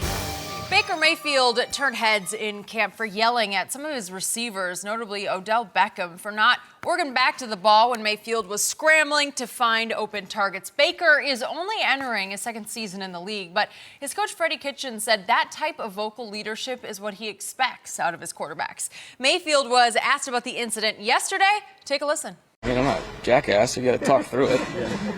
I'm gonna harp on it, and then I'm gonna talk to him. I mean, those guys know that that's a big part of our offense, and they know that. It's just the fact that if we get lazy and we let things slide, we need to be over-communicating right now. That's what the good teams do. I mean, like I said, we got to be on the same page. And I think there's an appreciation from my end that he's able to come communicate and talk through things, and it's just having that open relationship. Obviously, there's a chain of command. What Freddie says goes, but just being able to talk through things and see it from their perspective or mine is really good. Shannon, do you like Baker's attitude here? Skip, he's walking a very dangerous line here because at the end of the day, you have to understand these are grown men. And although you play the quarterback position and is held in very high regard, you're not above them. I remember when I got to Denver, Skip, John Elway was going into his 7th season. He had already been an MVP and had already gone to 3 Super Bowls. And that's kind of how I base things on because of the way he kind of treated me. There were mistakes that being made, and he didn't yell. He would wait till I got back to the huddle. He pulled me to the side and says, I think you're a little deep. That was not what we called in the huddle. You missed the hot route. There are things like that. And even as it progressed, because at the end of the day, Skip, I'm a man. You remember, Skip, when Baker was in college and he felt when they didn't shake his hand at the coin toss, they disrespected him and he did something to them across the field, correct? TCU, when he felt that they had run through the line, he threw the ball. He felt they had disrespected him, right? Nailed the kid. So right can you imagine? Yep. So can you imagine if a man feel you disrespects him in public? I just think the thing is with Baker is that you pull him aside. You don't yell and scream because you don't want to be in a situation when you throw a pick and the guy say, "What the hell, Baker? What the F are you doing?" Yep. Or you throw a bad completion. You don't want this to go back and forth. I just believe Baker can pull these guys up to the side and say, "Guys, I'm going to need you to work back. We're in a scramble drill. You know what your responsibilities are. We can't get lazy."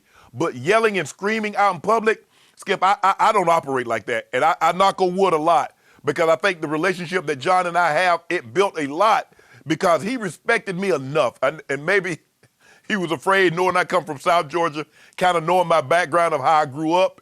And maybe he's like, you know what, I'll pick and choose battles about that I want to fight. But I just, Skip, I'm a firm believer. I believe that there's a way that you can handle everything. And I don't believe yelling and screaming and cursing is the best way to handle that, even when you're dealing with macho, machismo football players. Yep. So I do appreciate your consistency because you were all over Ben Roethlisberger, who, by the way, has won 2 Super Bowls, played in 3, but you were all over him yesterday for his treatment of Antonio Brown, especially a year ago, calling him out on his public radio show, obviously, and privately and on the field, and just going after him and obviously after James Washington publicly, and you said that's just out of bounds for Ben Roethlisberger and that he's not a leader, right? And I even remember I got on Aaron Rodgers when he thought the guy ran the wrong route, and he's doing all that. Because I got on him first, but that's okay. Now back to my guy, Baker, who used to be suddenly, for a while he was your guy, Baker, but now you got 1 foot off the bandwagon. No. This has always been Baker. Jenny covered That's Baker true. at the That University is of Oklahoma. This is his makeup. This is how he was made to play quarterback and to lead a football team. He's just going to let you know exactly what he thinks at any given moment, unvarnished, man. It's going to be unedited. He's just going to let it fly. So remember, yesterday, in front of the media lining the sidelines, he is screaming curse words at Odell Beckham Jr. and Jarvis Landry, who both are far more decorated in this league than Baker has been decorated, right? Jarvis led the league in catches at Miami.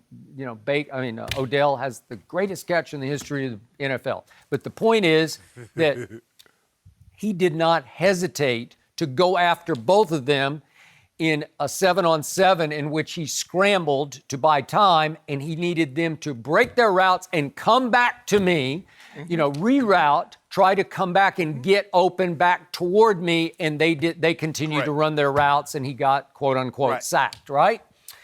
So he let them have it, and then he didn't back off in front of the media and said, well, I'm not a jackass, but he can be a little bit of a jackass on the football field. Yeah. And yet, I'm okay with it because of this. Baker has established a rapport with Odell and Jarvis off the field that I don't believe Ben even came close to establishing with AB or certainly rookie James Washington or any of those. Ben can be a little aloof, a little standoffish, a little above it all, a little unapproachable, a little bit hard to get to know in the locker room setting. Baker, the flip side. Baker has partied with Odell. Baker has hung out with Jarvis. Both are quick to say, Baker can really dance. And for those two to say he can dance, that's pretty big, right? That's really, that makes you a made man with them in the party area, right? The party scene, yes. Okay, so they have some element of rapport and respect for Baker that maybe they wouldn't have had if Ben were their quarterback, even though they respect, everybody respects Ben's ability and what he's achieved in this league. But maybe Baker can get away with this a little bit more, especially with Odell. I think Jarvis is more of a team guy, and he'll just say, okay, that's just the way it is. Although Jarvis can be very sensitive to the point of being oversensitive. But I don't think they're going to take this personally. I don't think that, like you said, it's like challenging your manhood. I don't think they went home last night thinking, kid's not going to challenge my man. He's not going to show me up that way in front of the media. Skip, it was funny because things that would happen, if John got upset at someone, it was normally me that was doing the yelling that was like, what the F are we doing? We understand that we see the guy scrambling. What's your rule?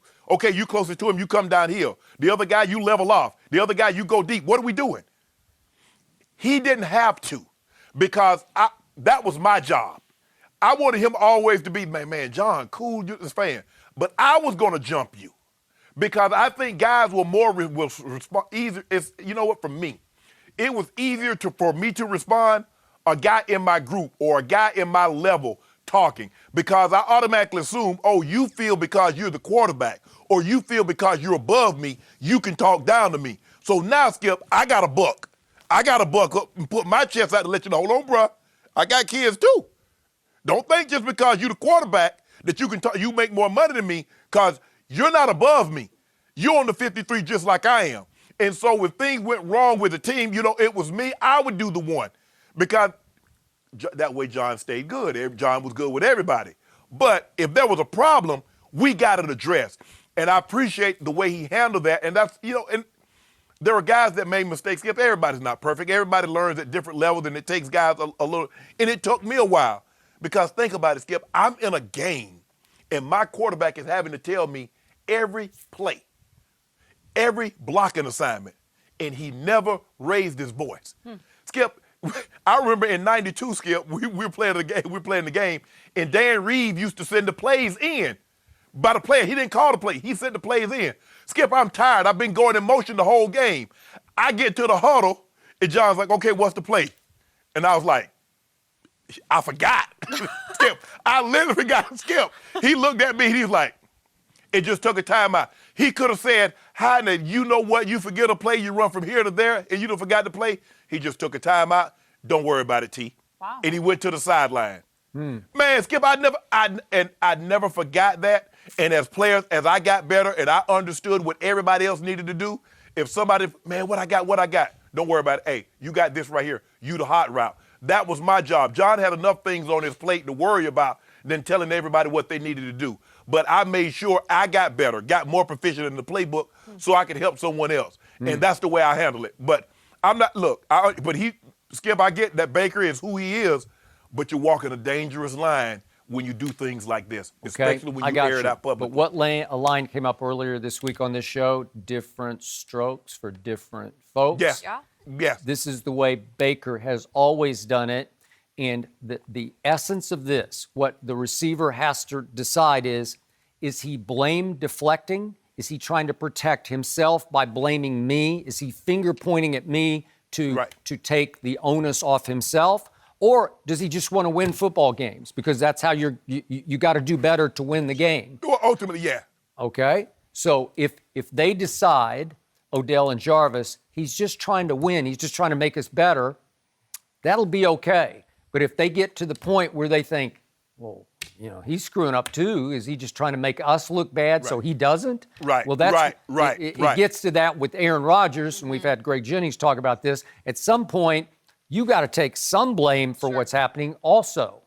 So we'll see how it plays out for Baker, but I think he can get away with it better than Ben can get away with it.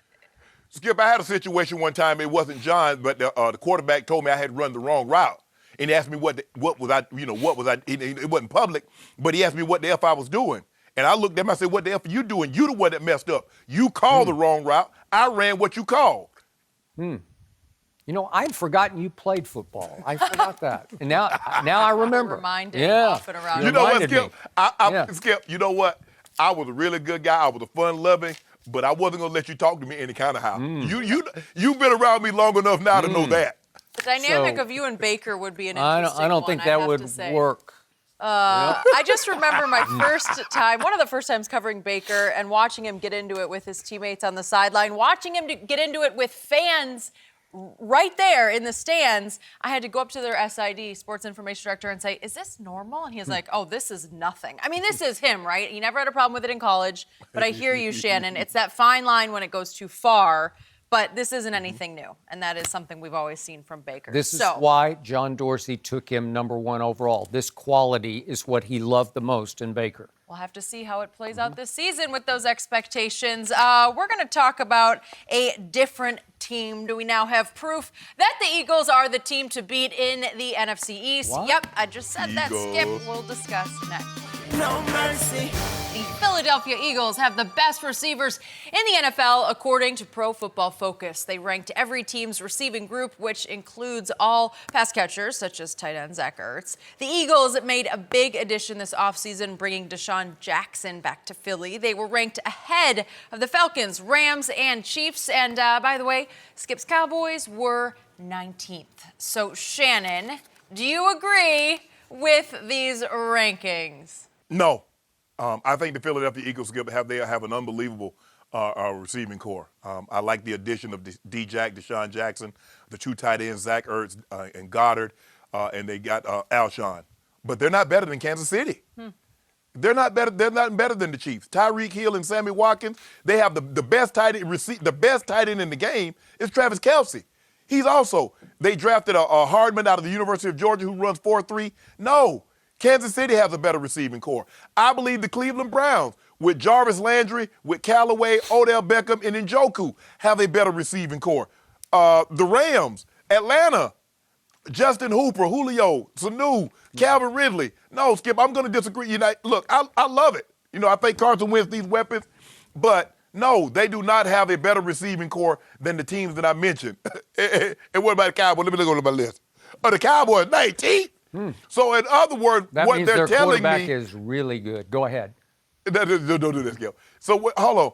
I guess they're not as enthused about Randall Cobb and Michael Gallup. I guess they need to sign David Quinnipiac because that's the only polls that matter. 19th, Skip Bayless, 19th. Oh, my goodness. Well, there's no way, Skip, there's no way you go into the playoffs with a quarterback that can't make the top 100 and a receiving core that's ranked 19th. No playoffs for you. You're even going with lame jokes about David Quinnipiac? I once spoke at that school. I know it. I was there. What you know about Quinnipiac? I was there. I've never been there. That's by ESPN. Yeah. Pro Football Focus got this right. This team is loaded. Pro Football Focus says it has the best offensive line and the best receiving core, and I'm buying because you got Deshaun. People still think he's the best deep threat in pro football. He can still run by. I know what you're trying to do. What's that?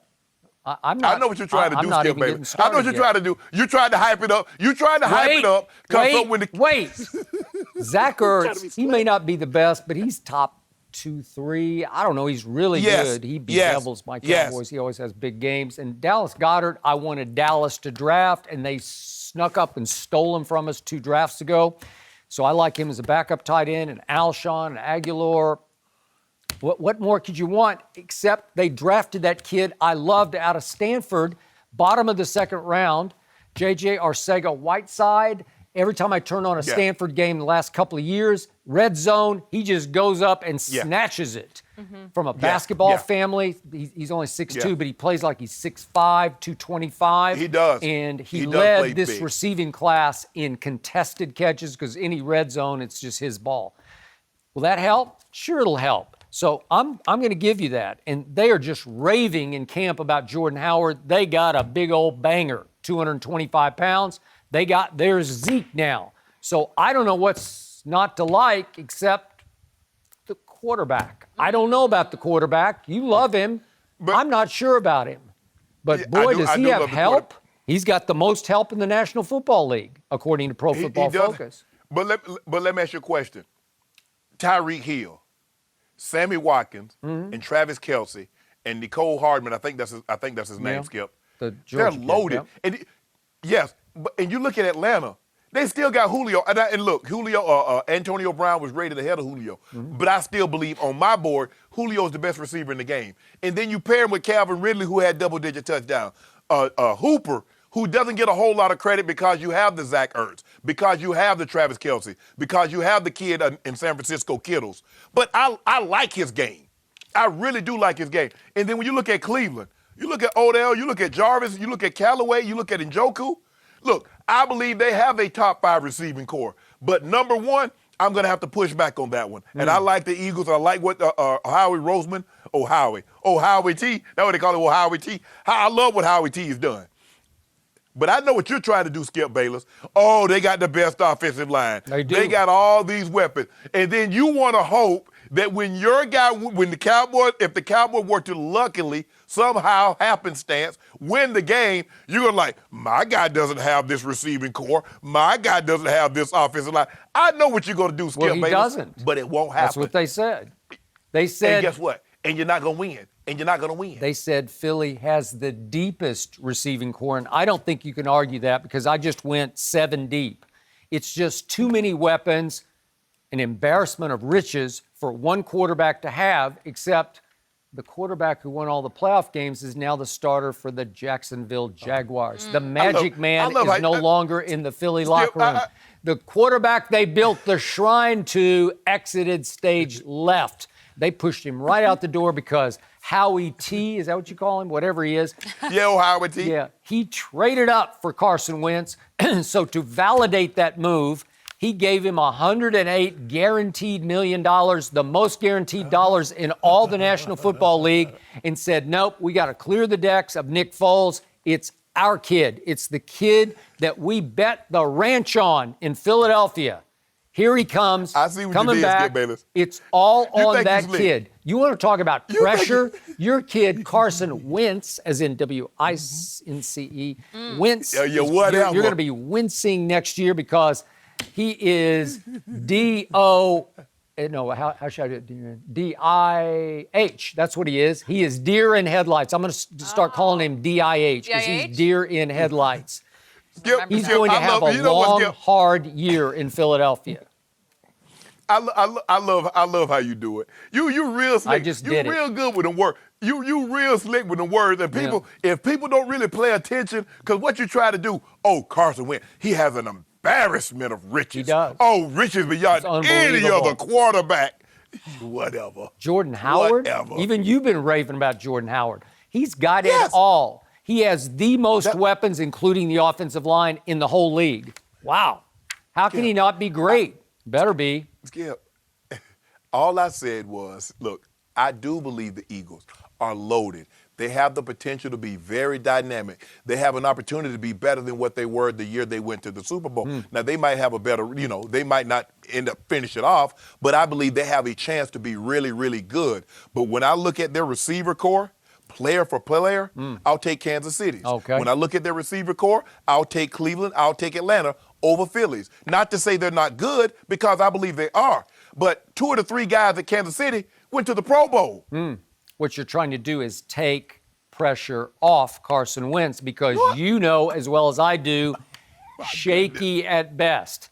And all I know is those players you love, those 1,100 National Football League players who voted on the top 100, they voted Carson Wentz down from 3rd overall a year ago to 96. Hurt. He barely He was made hurt. the top 100. I noticed that. 3rd to 96. But guess what, Skip Bayless? Guess what? Players he was speak. hurt and still made it. Your guy have yet to miss a start and can't crack the top 100. Well, maybe he was 101. We don't know. They didn't release I was They- they- wondering 100 to, 101 to 110. We don't know that. figure it out. But Yeah. but through my contacts, I did ask them to expand it so you could get another guy into the top 100, so you could feel good. This team is loaded. We got 10 guys in the top 100, and what? So Cut the L every year. I am picking Dallas once again to win the NFC East as they have 2 of the not last winning the 3 division. years because they had the most players in the top 100, 8. They were Dallas Cowboys, and that does not include my quarterback. But hold on. But that's just but that doesn't matter. You told me the quarterback is the most important position, so it doesn't matter. They could have had 15 guys. If you don't have that important position, what does it matter? That's what you told me. You've just been telling me that the whole morning. The most important position is the quarterback. Now you're heaping praise about how many players they had, even though they didn't have the quarterback. So now it's not important. The quarterback is not important because you don't have one that made the top 100. Is that what you're saying? By next year, he'll be top 20 at worst because they devalue Whatever. quarterbacks. Whatever. Dak. Okay, bet 5 cases right now he don't get be number 20. No, I'm not going to bet that because I don't trust the players because they don't know what's going on. Michael Jordan, when he's tried to pick players, he never knew what was going on. So But he I'm knew sorry. he knew who the good players were that were currently playing. He might not can pick them now, but I guarantee you he knew who. If you say, Mike, pick a starting 5. When he was playing, I guarantee he know who to pick. And that's what the top 100 is about. Mike would have picked me, and me. That's who his starting 5 was. Oh, gotta love it. Okay, this is something we've been talking about. Will Manny Pacquiao get a rematch with Floyd Yes. Mayweather? Good for us. Ray Yes. Mancini is here. Here we So go. we'll discuss all the latest next. No mercy. Well, 12 days ago, Manny Pacquiao impressed a lot of people with his win over Keith Thurman. And since then, Manny has had a back and forth on social media with Floyd Mayweather, leading a lot of people to say a rematch is on the way. Right now, Manny is 40 and Floyd is 42. We're joined by Fox Boxing analyst Ray Mancini. So good to have you with us. Yes, sir. Boom, boom. Boom, boom. We got to get the latest on all this drama. Can you see this fight actually happening? Why? I don't have. I have no taste for it. The first one was probably the biggest mistake or disappointment in sports history. Some people went to farce. Yeah, okay, there you go. And the only reason, because it happened 5, 6 years too late. Now, here's what I'm going to say. When they were talking about this fight originally, they're talking about 2010, 2011, whatever it was, I said Floyd would have beat him then.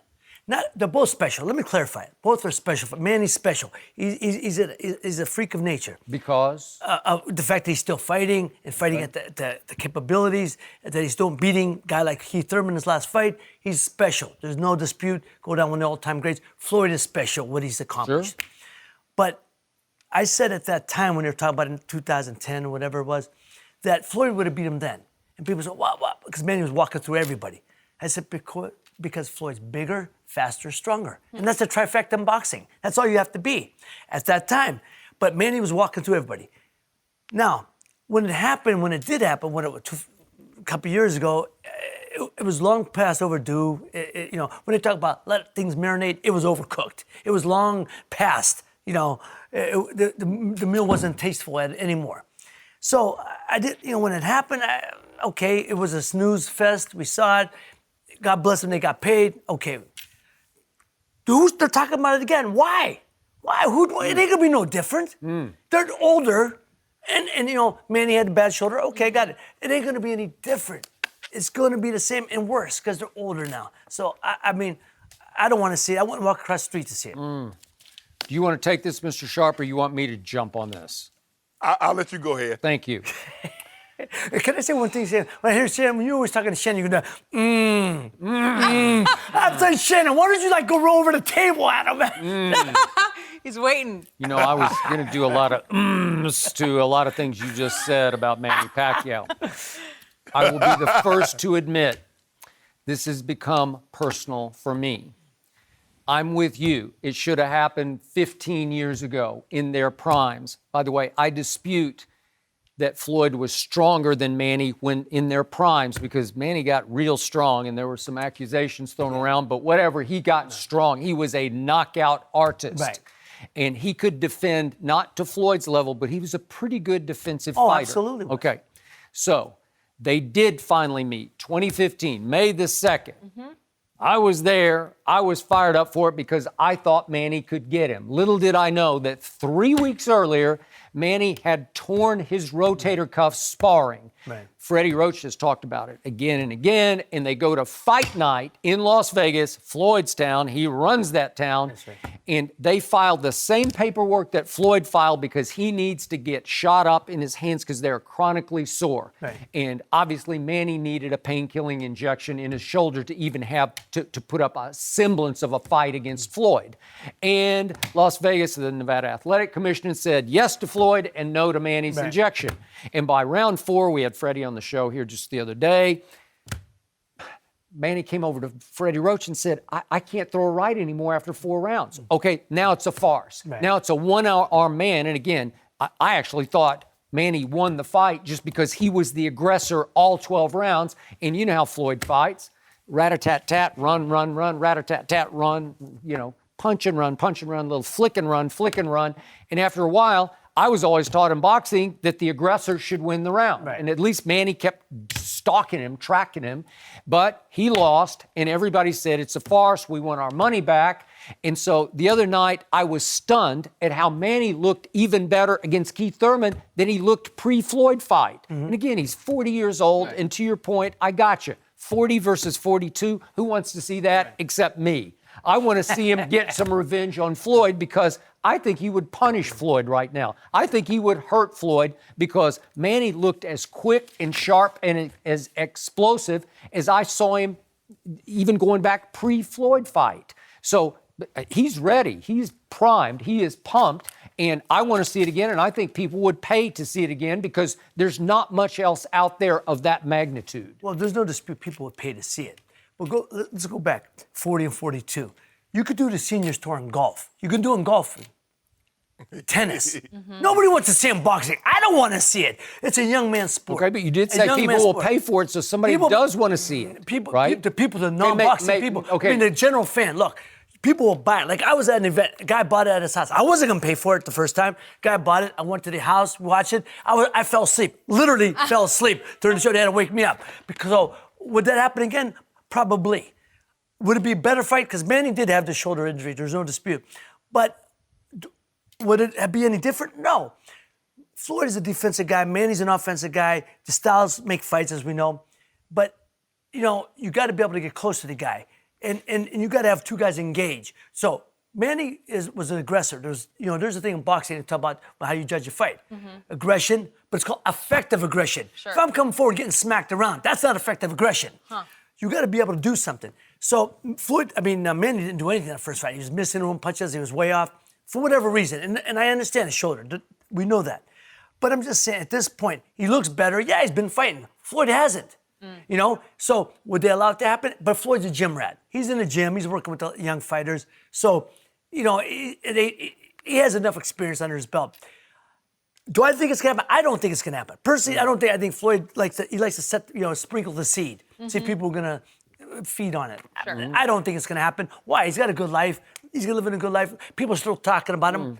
Let him talk about it. I think when he came back against McGregor, we saw a little bit. When you haven't fought, and Shannon, you know better than me, when guys don't play, you come back, your body goes, it's a little different. Their timing's off.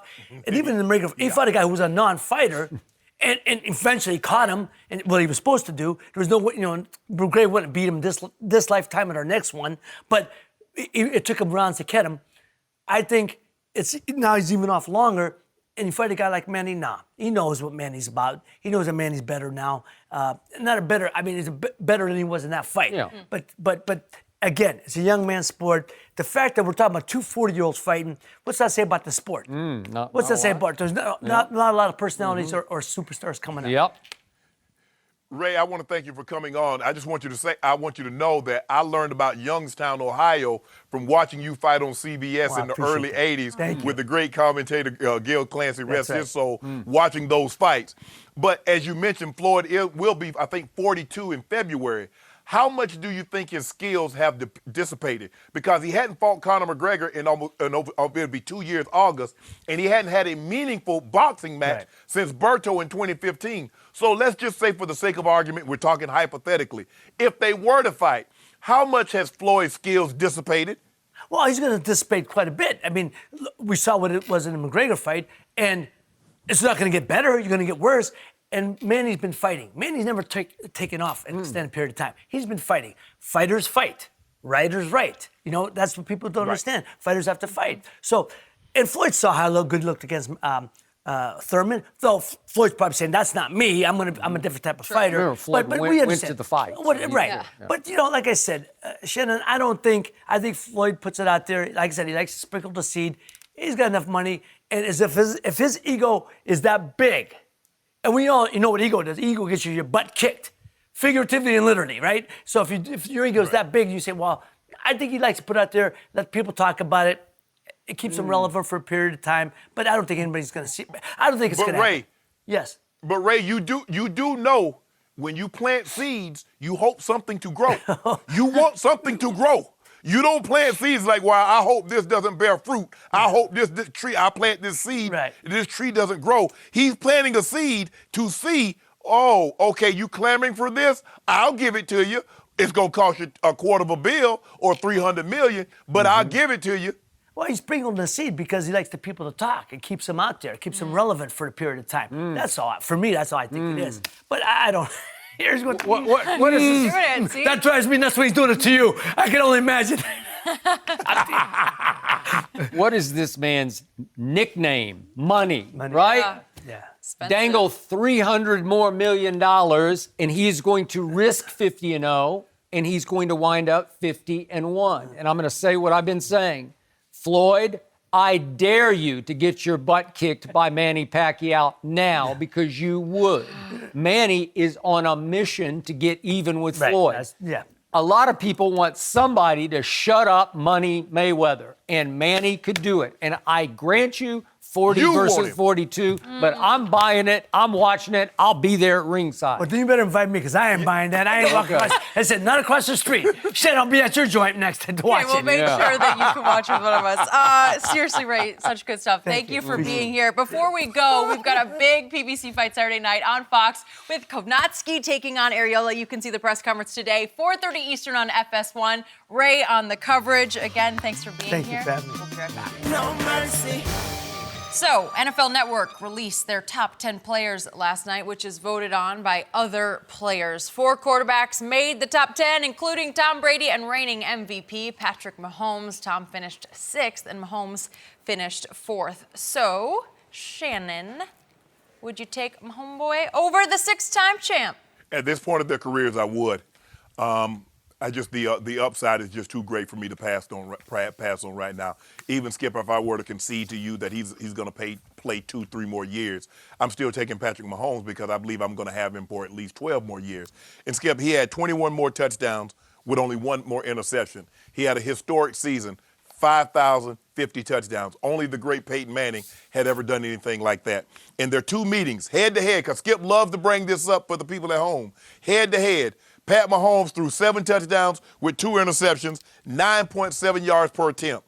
Tom Brady in 2 games was 2-2, 8.5 per attempt. So if you look at it, not only has he played better head-to-head, he had a better season statistically. So for me, I don't really know. Skip is going to try to get in this thing. He has 6 Super Bowls and yada, yada, yada. Yada, yada, but yada. right Just now. sweep that under the carpet. No big deal. No. Yep.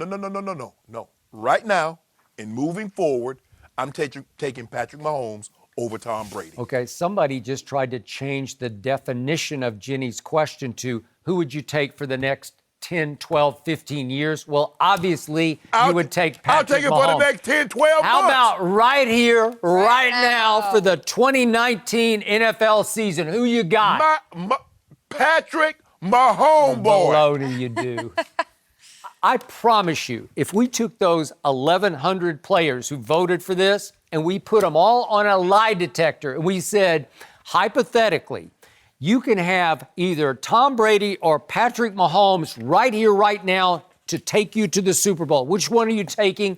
That 90% of them on a lie detector anonymously would take Tom Brady. Now, there's Brady hate out there among the players because they're sick and tired of him as everybody else. So they're just sick and tired of voting him up to the top. So he didn't make the top 5 for the first time in a century, whatever it's been. Can we stop this notion? Every time Tom Brady is not number 1 in something, it's because of hate. It can be because the players do not feel that Tom Brady had the best year this year. It's okay. This doesn't diminish anything that he's accomplished before or he might accomplish. But in 2018, other guys had better seasons than Tom Brady. You need to stop this. Well, Tom Brady wasn't number 1. They hate him. Now, let me skewer your bogus stats that you threw out about their 2 head-to-head meetings because in the 4th quarter of the first game at Foxborough on a Sunday night, Tom Brady threw for 182 yards and upstaged the kid and brought the Patriots back to win, and he actually ran for a touchdown also. That was Tom Brady. Can't run, can't throw, says you. And look what he did, 182 yards in the 4th quarter. In overtime, at Arrowhead, in the cold. It's hard to win at Arrowhead, or so the myth goes. And what did he do? He completes 3 straight 3rd and 10s to convert 3 straight first downs. That's impossible. I don't care how bad the defense is. That's hard to do against any defense in their building. Whoa. You don't care. Hold on. You don't care about how bad the defense is? Because you were just killing Coach Belichick 2 Super Bowl ago about giving up 42 points to the Philadelphia Eagles. Now you don't care about defense because Tom Brady's, But guess what, Skip Bayless? You talk about Tom Brady scored the most points ever in a losing Super Bowl effort with 32. Well, the Mahomes defense just gave up 40. That's all they gave up. Well, you loved your L.A. Chargers defense because the head coach is your best friend from way back when, right? And he coaches defense, and then what happened? Tom just threw a party on that defense in the first round of the playoffs, first of all, right? A-Lin is not a D coordinator. Okay. A-Lin is he's the a offensive head guy. coach. He He's the head overlooks both sides of the ball, and they just got blown off the field by Tom Brady. He had a That was Gus tremendous Bradley. year last year, and I'm going to quickly read the quote in the Mike Sando piece, The Athletic, this is an anonymous quote from a head coach on Patrick Mahomes. He says, "You play for Andy Reid, and you're going to have numbers to the point where what's his name thinks he's a Hall of Famer." Obviously, Donovan McNabb. Okay, Love you, Skip. Donovan. Yep. Okay. Can I ask you a question? Yes. Of all the quarter, you're going to have numbers. Of all the quarterbacks that's played for Andy Reid, how many of them threw for 5,000 and had 50 touchdowns? Since it's so easy to get those numbers. Kid is really talented, but we've only seen him go through the league one time as a first-year starter. Now what happens? And that's all I'm. How and that's many all times I'm has Tom Brady gone through the league? How about 19 years? Wow. All I'm Really? saying is 2018. My homeboy had a better year than Tom Brady. He did And not. moving forward, I would take my homeboy over Tom Brady. The only way you have a better year is you win the Super Bowl, and he didn't. Oh my God. That's Okay, a team guys. award. All right, guys. We told you this story yesterday. Kliff Kingsbury, well, he's been complaining, and ultimately he got his way. We'll explain next. No mercy. Time for our final topic of the day. Kliff Kingsbury ruffled some feathers this week by complaining about his appearance in Madden 20 and saying he looks like a character from The Walking Dead. Well, the video game designers took notice to the Ryan Gosling lookalikes complaint and responded on Twitter by saying they're adding 10% more Gosling. Lucky us. Shannon, do you like the response from Madden? I do, but I still think it's utterly ridiculous that that's something that Kliff Kingsbury, who's a head coach, there's only 32 of these guys in all the world, is concerned about this. And maybe the Gosling that they added, the 10%, as in Gosling the duck. That's what I'm thinking they added, not the Ryan Gosling, the superstar actor. Skip, this is ridiculous, and I'm just waiting on you to co-sign and back him up, because that seems to be what you do because he coaches Kyler Murray. He coached Johnny Manziel. Oh, yeah. He coached my homeboy. I don't know. He's coached a bunch of really good quarterbacks. Whatever. He has a real cool factor, and he's sure getting a lot more attention than any other first-year head coach, right? Because this was a great response. I loved what EA responded because it's funny. I did too. And the truth is, it kind of put him a little bit back in his place. It's like, we'll take that, 10% more Gosling. He does have a lot of Ryan Gosling in him. He is a good-looking guy. I do like his new methods. I don't know if they'll work as far as contributing to wins or losses, but I do like it. He's giving his kids cell phone breaks, and this is a new way. He's revolutionizing how young coaches can coach in this league. So I appreciate that. I'm just not sure that it's going to translate into attracting free agents there to win football games. But Skip, why does a head coach care about his appearance in a Madden game, in a video game? Not whether or not the plays. You're not worried about the plays you're calling. You're worried about your appearance in a video game? Oh, boy. New day. No mercy. Thank you, as always, for listening to the Undisputed Podcast. I'm Jenny Taft. We're back same time tomorrow morning, 9:30 Eastern. See you then. Fox Sports 1 of 1.